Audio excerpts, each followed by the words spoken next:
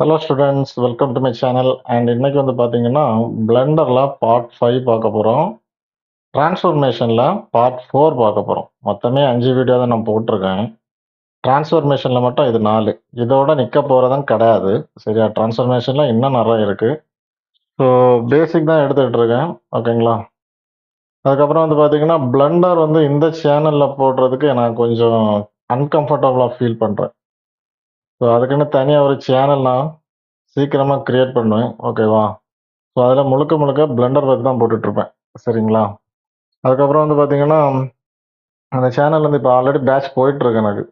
Students full day இருக்கிறாங்க. இன்னைக்கு சண்டேனால கொஞ்சம் ஃப்ரீ டைம் இருந்துச்சு, அதனால் ரெக்கார்ட் பண்ணுறேன். இந்த பேட்ச் முடிஞ்சதுக்கப்புறம் பிளெண்டர் வந்து நான் வந்து அந்த சேனலை ஸ்டார்ட் பண்ணி ஃபர்தராக வீடியோ போடுறேன். சரிங்களா?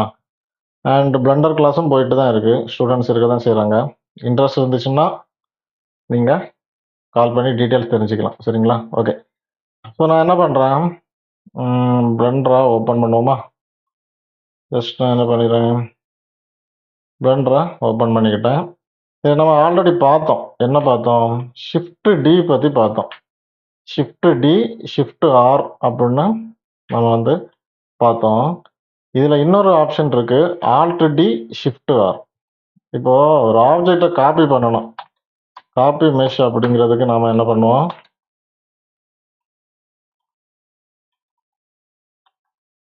ஷிஃப்ட் டி போட்டோம்.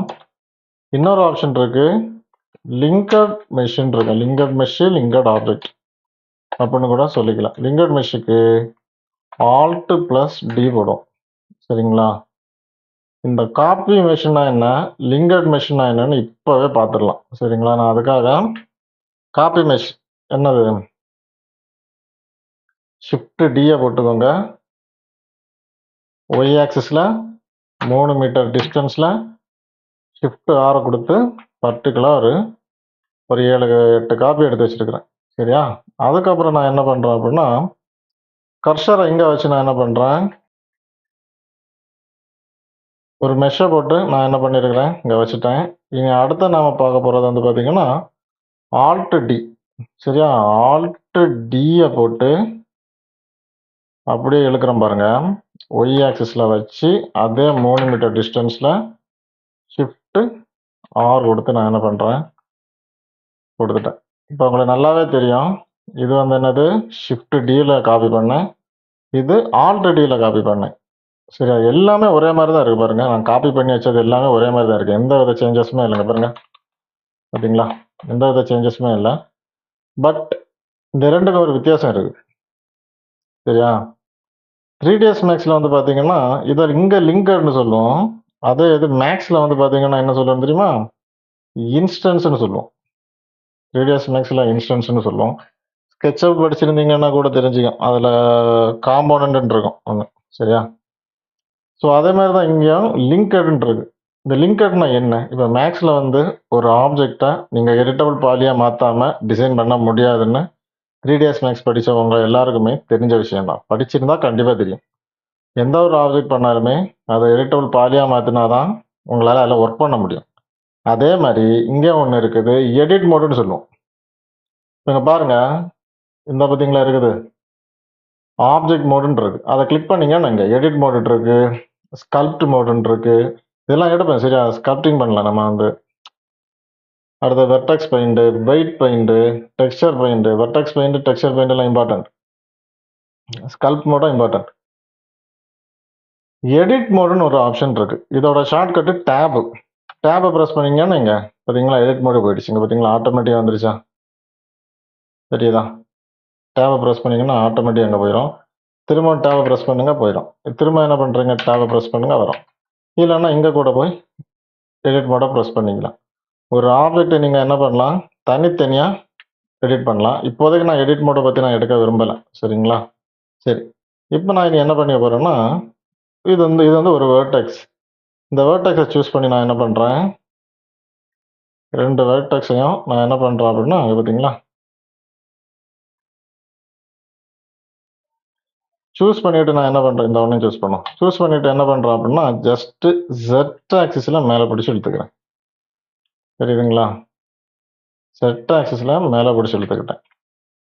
சரி, அதே மாதிரி நான் என்ன பண்ணுறேன், திரும்ப டேபு போய்க்கிறேன், இதை கிளிக் பண்ணுறேன், திரும்ப டேபை செலக்ட் பண்ணுறேன்.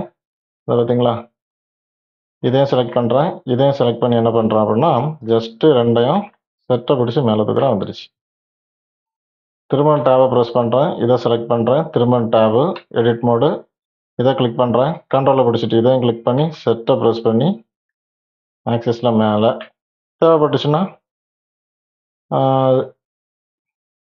அங்கே கூட மாற்றி வச்சுக்கலாம், நீங்கள் உங்கள் விருப்பம்தான். அடுத்து வந்து பார்த்தீங்கன்னா திரும்ப டேபை ப்ரெஸ் பண்ணுங்கள், இங்கிட்டு வரேன்.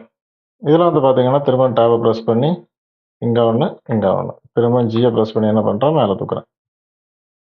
இந்த மாதிரி நீங்கள் என்ன பண்ணிக்கலாம் அப்படின்னா, ஒவ்வொரு ஆப்ஜெக்டையும் நீங்கள் என்ன பண்ணிக்கலாம், தனித்தனியாக எடிட் மோடில் கொடுத்து என்ன பண்ணிக்கலாம், எடிட் பண்ணிக்கலாம்.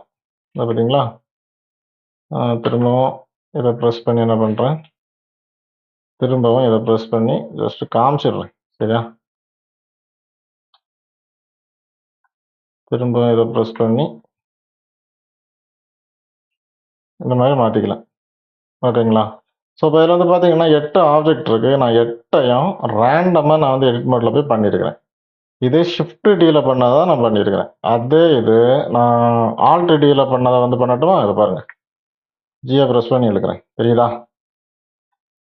நான் ஒன்றே தான் மாற்றினேன். இதை பார்த்தீங்களா, அது எனக்கு என்ன ஆகுது, மொத்தமாகவே எனக்கு வந்து என்ன ஆகிடுச்சு,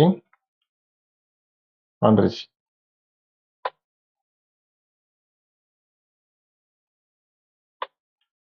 தெரியுதா, இதைத்தான் நம்ம வந்து என்ன சொல்லுவோம், லிங்கட் மெஷ்னு சொல்லுவோம், லிங்கட் காப்பின்னு சொல்லலாம், லிங்கட் ஆப்ஜெக்ட்னு சொல்லலாம். ஸோ ஷிஃப்ட் டி அப்படிங்கிறது நார்மலாக காப்பி. அந்த ஷிஃப்ட் டி ப்ரெஸ் பண்ணி யூஸ் பண்ண எல்லா ஆப்ஜெக்ட்டுமே நீங்கள் தனித்தனியாக ரேண்டமாக யூஸ் பண்ணிக்கலாம், ஒரு பிரச்சனையும் இல்லை. அட் த சேம் டைம் நீங்கள் வந்து ஆல்ரெடியை ப்ரெஸ் பண்ணி இழுத்து கொண்டு வந்தீங்கன்னா ஏதாச்சும் ஒன்றில் மாற்றினா கூட அது என்ன ஆகும், மொத்தமாக சேர்ந்து தான் மாறும். ஸோ இதான் வந்து பார்த்தீங்கன்னா டாபிக். ஓகேவா, அண்ட் இந்த கிளாஸ் உங்களுக்கு புரிஞ்சிருக்கும்னு நினைக்கிறேன். புரியலன்னா நம்ம நம்பருக்கு கால் பண்ணி கேளுங்க, ஐடியா சொல்கிறேன். சரிங்களா, நிறைய இருக்குது பிளெண்டரில் படிக்கிறதுக்கு. சரியா, ஸோ நம்ம சேனலை ஃபாலோ பண்ண விருப்பம் இருந்துச்சுன்னா ஃபாலோ பண்ணி வச்சுக்கோங்க. சரிங்களா.